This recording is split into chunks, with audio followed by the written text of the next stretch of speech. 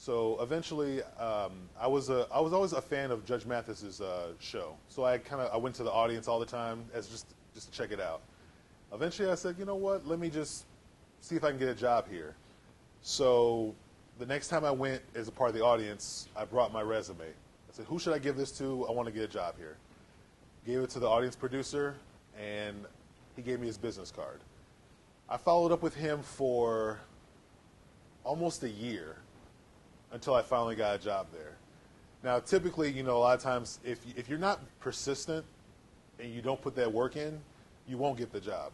Like after a couple months, if I had said, you know what, he's probably just pulling my chain. He's probably not about anything. He's just, making himself feel important by stringing me along, Or if I was like, well, this probably isn't going to turn anything. Let me just look somewhere else, see what else I can find. But I decided not to do that. I said, let me just keep following with him. I followed with him like every week or every other week for 11, 12 months until I finally got a job working for that show. And worked there for 4 seasons. I actually came back several times because they loved my work. Worked in several departments there. I worked for travel. I worked with evidence.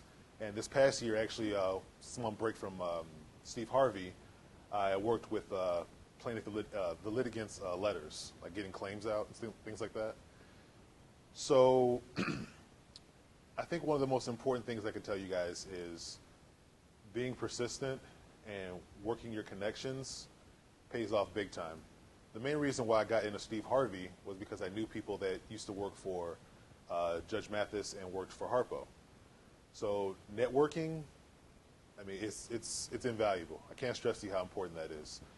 You take the time to build those connections with people, it'll pay off in the long run. You may think it's nothing. You may think like, oh, I just spent a few months answering calls at some company, and you're thinking, well, it's not really anything. It's not really going to turn into anything. You never know. Those bosses are going to see you. They see your hard work. They see your diligence. They see your professionalism. They'll remember that, not just for their company, but they may say, hey, they'll recommend you somewhere else for a job. Every little bit is going to add up to something, whether you think so or not. Kind of forget that aspect. I think it's just a job, just to pass time, or just to work for a company. You never know what that may turn into. To give you a quick example, this past season, there are a lot of interns at Judge Mathis's show, tons of interns. And they're recently looking for a new producer PA. It's a full-time job, big deal that leads to becoming a producer for the show. Now, they were hiring for that. They interview a lot of people, a lot of professionals. Who they end up giving the job to? The girl that just finished doing the internship for the show. She's getting minimum wage, working long hours, but her face has been around. They see her. They know her work. They know what she can do. And she already knows a lot of the things that are required for that job. She's been there already. So she had the fast track on that job.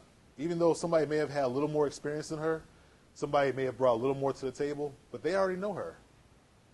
And that's something to remember. You put that little month or 2 time in, that internship, you never know what it can turn into. And that's what I tell people all the time. I say, take those internships. If you see something, go for it. If it's in your industry, even if it may not be in your industry. Like if you want to get into film, but you see an internship at a television station, take that. You never know where that may take you. I can't stress to you how important networking is in this industry, whether it's radio, television, film, any kind of broadcasting.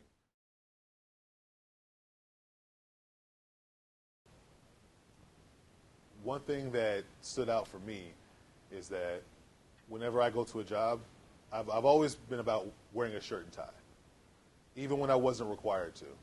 And people are like, why are you always wearing a shirt and tie? I mean, it's more comfortable just wear your T-shirt and jeans. And even my bosses have said, it's a T-shirt and jeans job. You can come chill, wear gym shoes. It's no big deal. I chose to wear a shirt and tie because I wanted to present a professional image. I wanted them to show my dedication to the job, show how seriously I was taking it. And not only did that work for my bosses, but it also worked for the people I interacted with. They treated me like a professional.